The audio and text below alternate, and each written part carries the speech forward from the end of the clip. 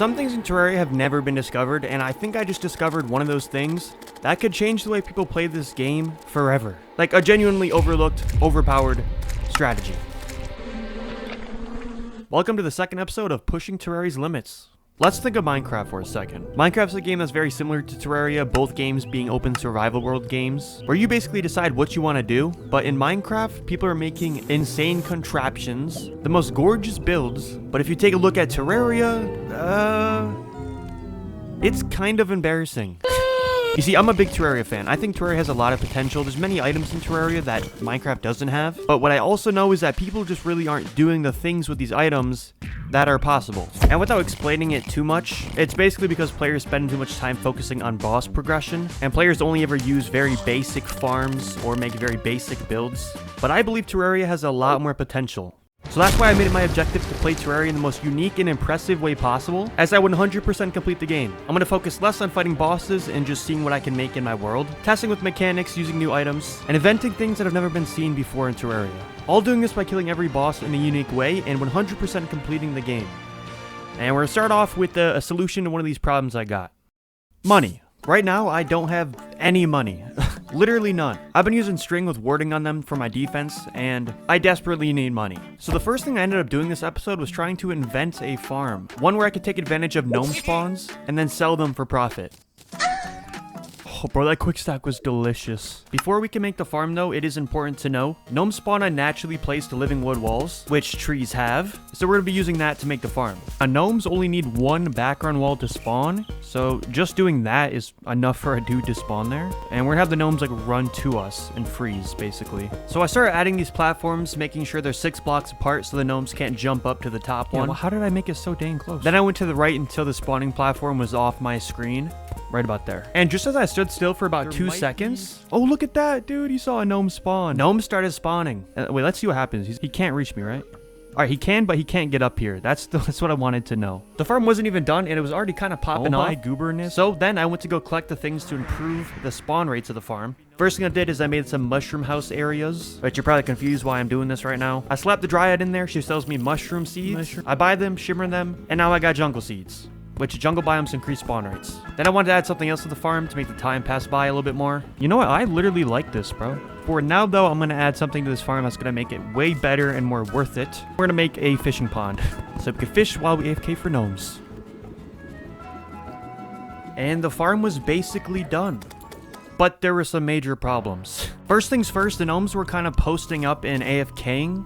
Why these guys posted up? Which means they couldn't really see me on my AFK platform, but that wasn't a big problem. All I did was just move the platform over one. A bigger problem, though, is that I AFK'd at the farm for about 5 minutes while getting 0 gnomes. Why does this farm break randomly? Until I replaced the spawn platform with a minecart track. I basically noticed anytime I was moving, I saw a gnome spawn. And at first, I really thought this was in my head. You know, you think, oh, it spawned when I moved. But I tried it for the heck of it, and it literally fixed the farm. So we're getting gnomes now. And it was time to go fishing AFK at this farm and see how many gnomes we get after 2 days. Also, by the way, the farm does not work at night because gnomes don't spawn at night as often, and they don't freeze at night. And when there's 4 gnomes in a world, no gnomes can spawn. So, like, I can't even just have them sit around until day. That's not a thing. My ass gotta be in bed by 9:30.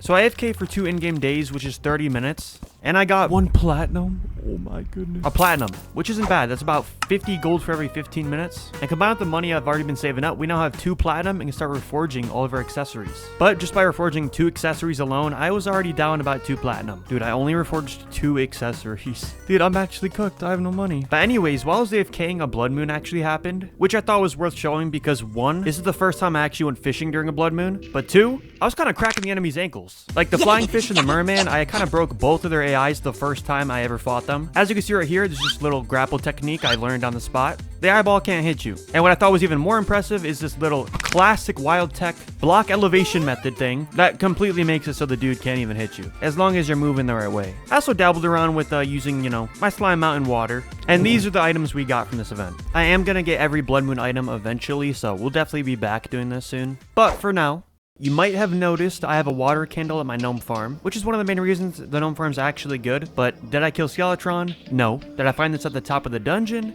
No. So how do I have one? Basically, I used high blocks to fill up the enemy spawn cap so I could enter the dungeon without any dungeon guardian spawning. Pretty genius, I know. Although it definitely did not go well for me a few times. Oh, there's a trap. Anytime the bees would leave my screen, I would basically instantly die. Dungeon guard! And not to mention, the bees did damage themselves. Huge problem. I really don't recommend this method, but I was able to get the water candle and get all my loot back. So there you go. Anyway, now I plan on killing Queen Bee, but the way I wanted to do it was not the normal method. I actually had an idea that I think no one's done before, but is more efficient than any other way to kill her. And if I'm right, this could change the way people fight this boss permanently. I might be creating a meta. That was a mistake! Please recall home! So we're using statues. Hard mode statues to be specific because they do the most damage. Alright, which hard mode statues do we have? We have the unicorn statue. That's hard mode. We have Medusa. That's hard mode. We have the Wraith, but the Wraith can go through walls and stuff. So plan is we have some natural wiring from a dart trap here to spawn statue mobs and have her run into the statue mobs and take damage. And how she's going to take damage from mobs, we'll go over. It's a weird mechanic. Not even I fully understand it. So I first start by creating a jungle biome, and then I just wanted to see how many unicorns I could actually get to spawn from the statue normally. And it's about 4, which I wasn't happy with that amount, so I came up with a plan to increase that. My idea was to drop them money to keep them from despawning, and then lead them away from the statue, which should allow the statue to spawn more mobs. Wait, they're running on their own. Do they not even see me? No, they're coming back already. Wait, are more spawning though? That's more than 4. Oh, how are they up there? I don't know if I'm even have enough gold for this. All right, take my gold. Oh, that was a mistake. That was a mistake. Please recall home. Wait, I'm actually so cooked. I need to wait for an opening. There it is. So I got more unicorns to spawn, but this whole thing was getting impractical as hell. And my original idea was to actually make the meta the most optimal strategy, and I don't think anything about this is optimal. Please recall home. So I put the strategy in my back pocket for now and just tried with 4 unicorns versus Queen Bee. I'm gonna just spawn her. Let's see. Oh wait, oh, I'm really dumb. She doesn't actually take damage from enemies unless you do a certain trick, and I forgot to do the trick, so. Come on, bro, leave me alone. How do I make this stupid thing I'm trying to make?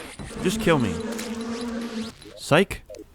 Oh, I can't use a pylon right now. Oh, putting on the wrong vanity. See, this is what the game does to me. All right, for this fight, I'm also going to want the Bezoar, which I never showed it, but in one of my episodes, I mean last episode, of course, I hooked up Hornets to a 1-second timer and killed them underground, and that's basically how I got it. Which I thought was pretty cool, but I don't know, I never showed it. Iron Skin. But basically, you place a little beehive and you break it. And now that there's a bee in the world, Queen Bee can take damage from other enemies. I don't know how that makes sense, but it's a thing. But basically the plan is to stand right here and have her just go straight through the unicorns, which them being hard mode mobs should do a lot of damage to her. If you just look, they have more than 1,000 health each. That's basically like having King Slime in this box, but they actually respawn too. So I think this fight's gonna go pretty well. Let's see what happens. Here we go. Oh my, look at the damage. Dude. I thought we would be here for like 15 minutes. We're going to be here for less than 30 seconds? Yep. I think this might be the last bit of her life right here. Oh my gosh. One more? One more? Okay. So the fight went amazing. It took me literally like 18 seconds to kill her fully. But now it's time to test some more things. First thing I want to test is if Medusa can freeze Queen Bee. Alright, Medusa. And no, she can't. I didn't think so. Then I checked if we could use a gas trap on Queen Bee and kill her with poison. Oh, I missed it. Let me get the other one in there. Inconclusive results. Oh no. I also tried boulders because these worked great on the Eater Worlds, and I wanted to know if that'd be good for Queen Bee. And yeah, you could see the damage was, you know, it was decent. Not like statues, but pretty good. Oh, but now this is more of an important test right here. I wanted to see if we could use shark statues versus her, because not everyone can get their hands on a unicorn statue or like some hard mode statue. So if a pre-hard mode mob could work well, then the strategy would be viable. Not bad. Not bad damage at all. Like, if you can't get your hands on a unicorn statue, you could just set up like a shark. That's not too shabby. Alright, so we'll be back to Queen Bee to make the most optimal method of killing her. But you might have noticed I've died a few times, and every time I drop my items, because I'm playing on medium core, we're gonna die in this world a lot. And sometimes retrieving the loot can be very difficult. For example, when I was getting my water candle, I was fearing for my life. So they gave me the idea to make survival, reboot, retrieval kit things, where we basically have an area with extra gear. This is gonna be especially useful in hard mode. So I made my way over to a meatball I remembered seeing earlier in the game, so I can make extra armor sets. I forget if bombs bombs work. If these don't, that's gonna suck. Oh my goodness. Alright, well, I'm mining it. Why do they do so much damage? They're little meatballs. Keep some meteorite. What chest looks the best? Balloon chest? Reef chest? Perfect. Coral stone. Yo, I've never made this block ever. Reef chest. Oh my goodness. Does this now look like a reboot box, dude? You'd like... And now this is the very, very tough part. Boom, boom, boom. Boom. Oh, that's not ugly. Okay, not too shabby. Let me get rid of these. All right, I think this is gonna be like the final product. It's definitely, it's like abstract, you know? If you look real closely, yeah. But if you're just running by, it's kind of like, it's kind of cool, you know? And if I had more stuff, so I'm gonna keep it. So we're gonna also try to paint these.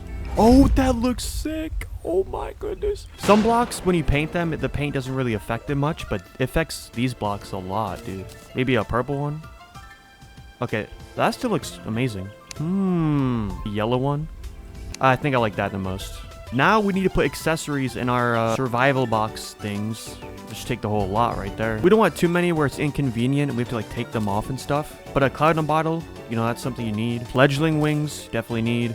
I need things that prevent fall damage. That's like a big thing, to be honest. I finished filling up the boxes and each one had these main things. Hermes boots, cloud in a bottle, grapple, blocks, torches, armor, Awesome Eye of Cthulhu's for the shield. And eventually we're probably gonna put like pickaxes and stuff in there. But for now the copper pickaxe is fine. Then I go mining because I'm trying to get more statues, hard mode statues to be specific. While also just trying to explore the map too. Also, by the way, the mole minecart, extremely underrated. I usually have no time to actually use this item, and when I get it, it's usually past the point where it's useful. But this actually helped me explore a lot. I also started my collection of paintings. We're going to need about 200 of those eventually. And most importantly from this journey, I got 3 Medusa statues. So, you know, I had to test them out on the Queen Bee. So since the last time I actually fought this boss, I learned something extremely important about statues. If an enemy goes 12 blocks away from a statue, the statue can actually double the amount of enemies it can spawn. Which means if we just make a long box and put these statues inside, the mobs can roam to the other side, which will let the statue spawn more mobs. And if it's long enough, this might instantly kill Queen Bee. I don't really expect this as like a starting method to kill Queen Bee the first time, but as a way to farm her, I feel like this is like literally the most ideal thing to do. So I tried it out for the first time and spawned her in, forgetting to do the bee trick, and yeah. But the second time I tried it out, and this is what happened. I hope she dies instantly. Let's grapple right there. Yep, half HP, and now she's dead. And I can just keep spawning them. Yep, so we actually invented a way to kill Queen Bee in about 5 seconds. Just make sure you're jumping when she's coming by, or it can get messy. That was just my lack of awareness. The farm's great, trust me. Also, I tried like a simpler version with just 1 box instead of 2, split in half. And this worked basically just as good. It's extremely simple to set up. And because of this, I'm thinking I'll probably make a video where I speedrun a Queen Bee fight using a statue or something, just to really show that it's absolutely amazing. Because keep in mind, this is master mode. This is no classic kill. There is literally no way in pre-hard mode to kill this Queen Bee quicker, unless you use the Dungeon Guardian. But as you'll see later for reasons, the Dungeon Guardian is a huge pain. And we're not going to use him. He's too hard to use. I'm in the thick of it. I'm just going to spew everywhere. Merchant, where are you? I can't click him. Oh, his feet. I got his feet. All right, just a couple platinum. Okay, it's a blood moon. I'm gonna reforge real quick. I'm gonna wear the worm scarf from now on. Let's get warding on it or menacing or something. Oh, give me some juicy quick. Warding, yes. Okay, let's take a little break from this video and a shout out to my sponsor, My Singing Mom. No, I'm just kidding. Actually, I want to remind you, I don't really do sponsors, and that if you want to subscribe, that would be cool. But yeah, let's get back to it. All right, so now that we're actually killing bosses, we need a place to store relics. So I thought, why not build that today? I was thinking of a place to build it and realized once we get in hard mode, most of the world's gonna actually get corrupted and hollowed. So I made it real close to my base. The idea is to have most of it underground, but have like a surface building we can enter that looks cool. Dude, bunny. Get out of here. Dude, I might be building peak. I decided to make this area like marble themed to fit the theme of my base. And it's kind of the only style I know how to do right now. I have very little experience actually building stuff that's good in Terraria. Uh-oh, how is this not even? How is this not even? Oh my gosh, the build was never even. So I start mining out the boss area, but something I didn't mention yet is that we're not just putting our relics down here. I'm also going to be creating miniature versions of every single boss I kill, which I thought is pretty funny because I'm going to fail horribly and they're going to look very dumb, I already know. And it'll be like a fun thing we can do every episode. Okay, now we have to decide how much space we want to like dedicate ourselves for each boss build. I want to do a very small amount of space. Like I'm not making a whole big boss. 7, 8, 3, 4. I gotta get the ruler out. So would that be good? I feel like this much space for a boss build would be pretty decent. We gotta get creative with every boss. And maybe we can even put like an item frame over here with the boss pets, maybe? When you play mine. As you can see here, I already have some ideas about the Eve Cthulhu. Yeah, it's really not looking too hot. I was thinking we could use, like, we could actually use this for the pupil. Is that the Eve Cthulhu? That's the Eve Cthulhu, right? So I was coping with my bad building skills, and I thought that I needed to get actuators so that I'd have the ability to actuate blocks to the background to help me build easier. In truth, I was overreacting, but because of this, it immediately became my objective to kill Skeletron so I could get the mechanic and get her actuators. No. Oh, dude, I be quicker. No. Gotcha, bitch. No. Freaking fell. So I got this contraption here. If you don't know what I'm doing, I'm trying to kill the Dungeon Guardian, which is not a Skeletron, but if we kill Skeletron first, we'll never be able to spawn the Dungeon Guardian again. So I'm forced to do this crummy little method and try to take him out early. And it's not been going good. I just went fishing for like 20 minutes to get 20 more recall potions, and we're gonna try this again.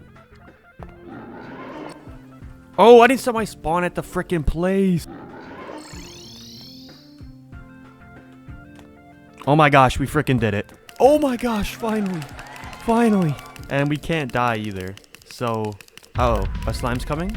Big slimes like that can glitch through walls if there's a block above their head. I've seen it in 30 times. Oh, he's doing it. Don't glitch through. He's glitching. Oh my gosh, he's glitching. Oh, imagine he kills me, dude. I think we're good, though. How much health does he have? 30k? I'm just gonna be here a while, I guess. Like, I don't know, there's not much more to this. I just realized if this Hoik isn't the perfect dimensions, he might shift slowly to the side, and I think that's happening right now. Or is he in the middle? Am I tripping? Alright, I think we're in the clear. This is, I think the final day and no Goblin Invasion spawned, so got about 3.5k. I've just been on, like, my phone. I made my bed. I'm still standing. Oh, lag spike. Hello. Can we not do that again, please?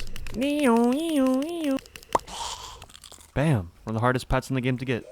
So I was thinking, in what way could I kill Skeletron that would show off potential in Terraria? And I immediately thought back to one of my videos, Stop Using Wings in Terraria, where I show off many other methods of killing bosses without using wings, different methods and tricks. And this one in particular caught my attention, using ramps.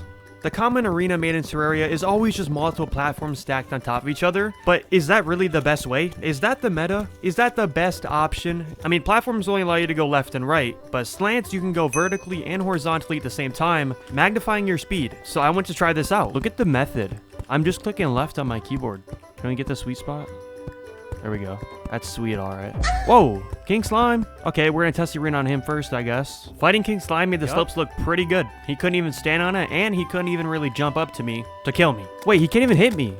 And I could use my sword. It was almost like I had discovered a perfectly balanced genius strategy. So I finished up making the arena, set my spawn, and try this fight on the big dude. Let's see. And pretty immediately I realized this isn't really a cheat code by any means. Oh, we're not hitting him at all. There was plenty of times when I was getting smacked around, and no way was the arena actually helping me dodge this boss. However, the arena was very good on this phase of Skeletron's attacks. Okay. Okay, a lot of damage. Guaranteed hits as well. Something about this tells me it's not the most ideal, but it kind of is. Oops, oops. Second time I tried the fight again with basically the same arena, just added another platform, and it still didn't go my way. Dash back. Oh, probably should stop trying to go that way. Hey, the slime mouse should have bounced off his head there. Like, you gotta give me that. This was the third attempt.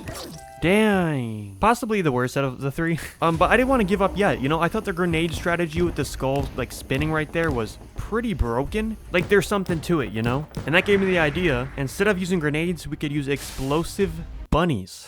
So I went home, placed on a peace candle and a water candle to increase the enemy spawns and farm bunnies. Do we really want to kill him with bunnies, bro? I've gotten like 7 bunnies to spawn in an entire day. This is not like... I can't do this. Yeah, there's just no way that I was going to collect enough bunnies to kill Skeletron in a timely manner. Well, until I noticed something when I was in the Shimmer biome.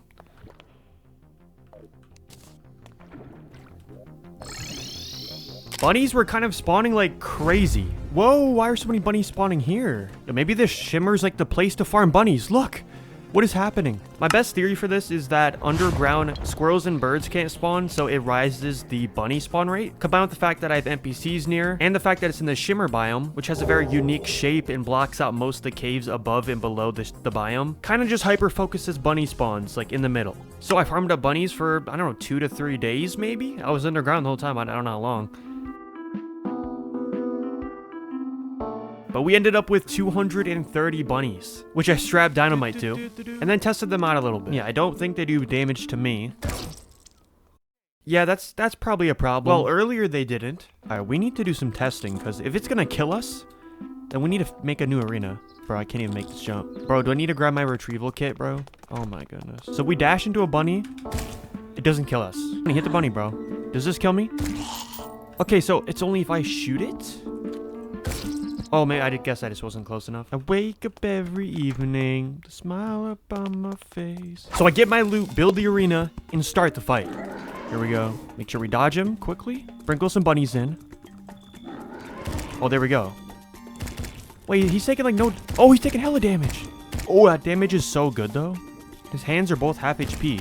Fight just started. Wait, this might actually be like the meta. Wait, what? Oh! As you can see right here, ultimately, there is one problem with this strategy. Well, technically multiple. But the one main problem is I'm actually dashing into the bunnies as I place them. Cthulhu shield for this is very bad. And this can stun lock me, bounce me around. It doesn't kill me, but definitely makes things difficult. Uh-oh, I'm stepping on them. At least the damage is amazing, though. Regardless, the fight ends up the exact way I thought it would, by me dying.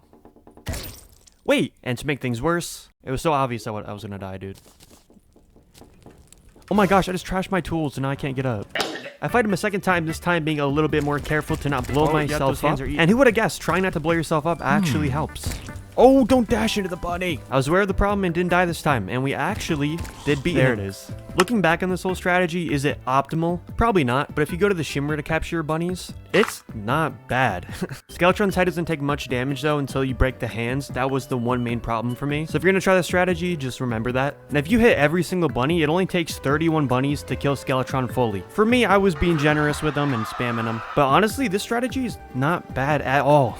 Anyways, I grab what I came for, then head home to work on the area. When it comes to actually designing the room, I didn't really have any ideas of what to do. But I first just started laying down blocks to see what would work. And I think I came up with something that's pretty good. I'm definitely using that. And I'm also probably going to use like some of this and crap. But I also want to... Oh, dude, that looks like a pillar. Like, that looks good. This right here just looks pretty amazing. Also might do something like this. To get all the resources, though, I did have to go into another world to collect them. My world really doesn't have trees like this anymore. That reminds me, though, I asked you guys if it was okay if I went into other worlds, what you guys thought about that, what you guys thought about AFKing. I asked you guys what the rules for this series should be, and the majority of the comments were really just like, hey, man, you do you. I don't want you to put, like, limits on the series, which is kind of, like, the whole point, you know? So I agree with all that.